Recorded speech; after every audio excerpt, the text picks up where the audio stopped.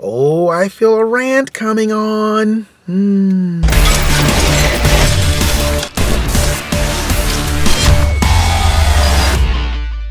Okay, seriously, I'm going to try and not make this a rant, okay? But I have a question.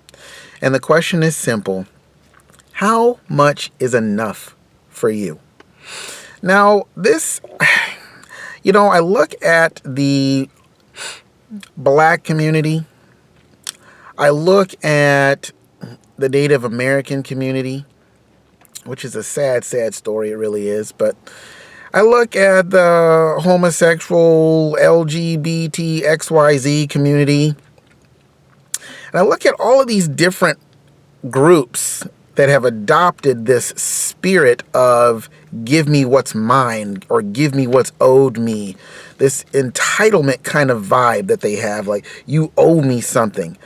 Now, I'm gonna fast forward here to my point and say, if your livelihood is wrapped up in someone having to do something for you or give something to you, who really has the power?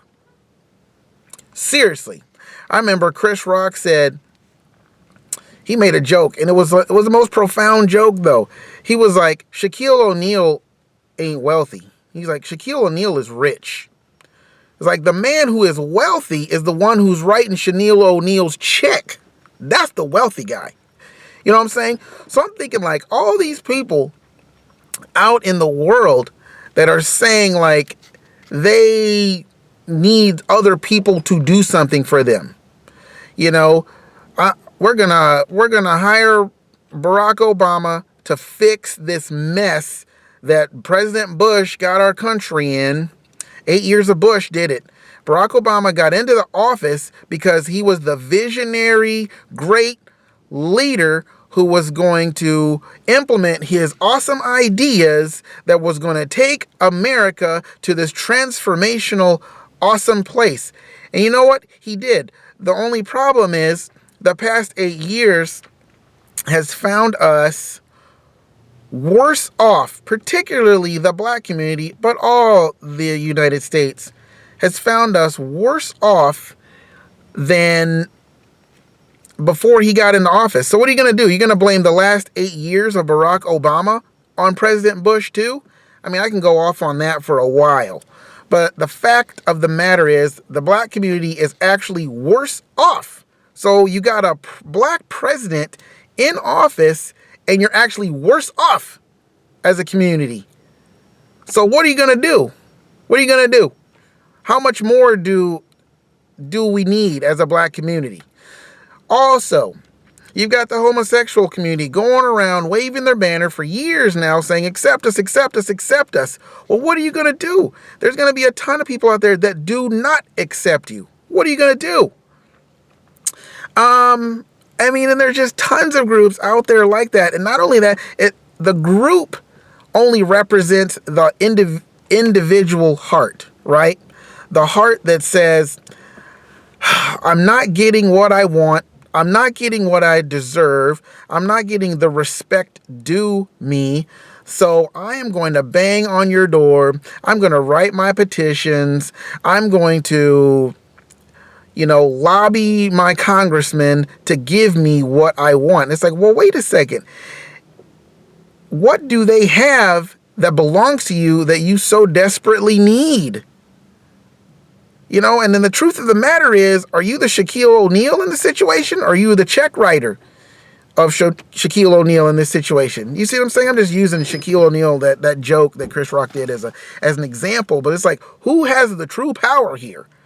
Because if somebody owes you something or you're not complete as an individual, until someone gives something to you that they have, then they've got the power over you.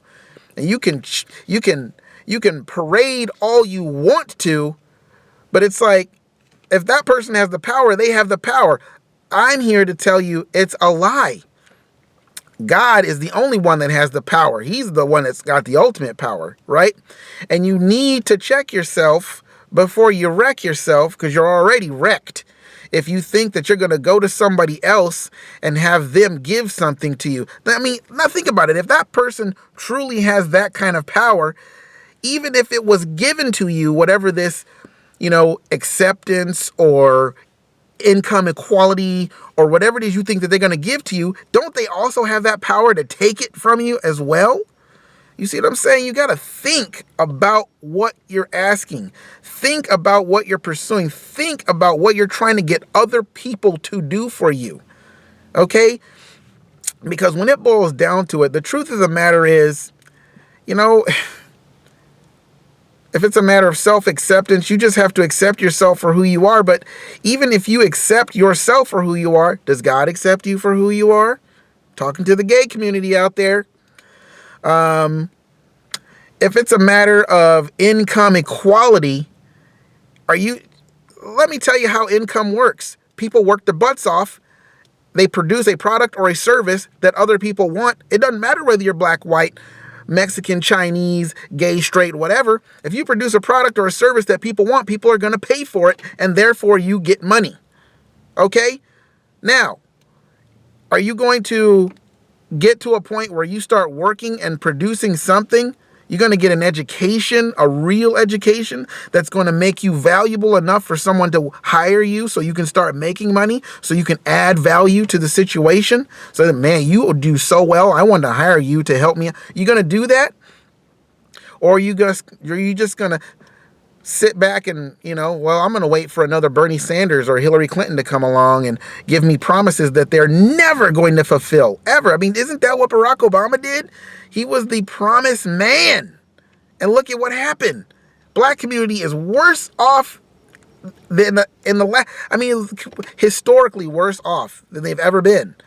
So it's like, quit buying into the lie that someone has to do something for you in order for you to feel whole, or somebody has to accept you in order for you to be whole. Because the bottom line is, we're all going to die.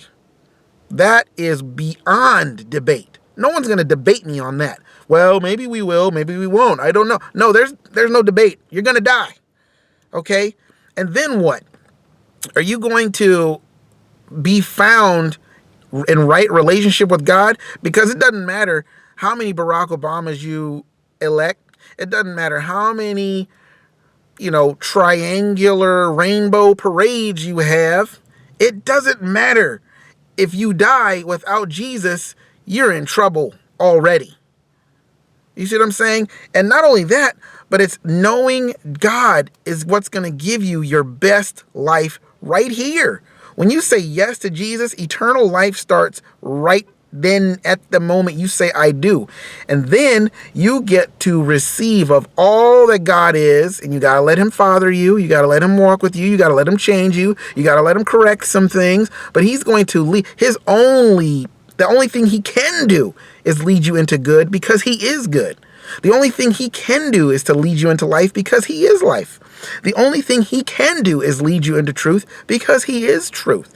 So do you want truth, life, and good? Then you're going to need to bang on the door of Jesus. You're going to need to have Jesus accept you. You're going to need to have Jesus, the man with the true power, give you what you're asking for. And he is willing to give it. No man is willing to give you anything without something in return, unless it's a great righteous benefactor. But Jesus died for the lowest of the low. So you need to consider accepting him and looking for him and crying out to him for what you think you are going to get from other people or another person. I hope you guys found this encouraging. I couldn't help it but be a rant because it was just bubbling inside of me. But until next video, guys, I will see you later.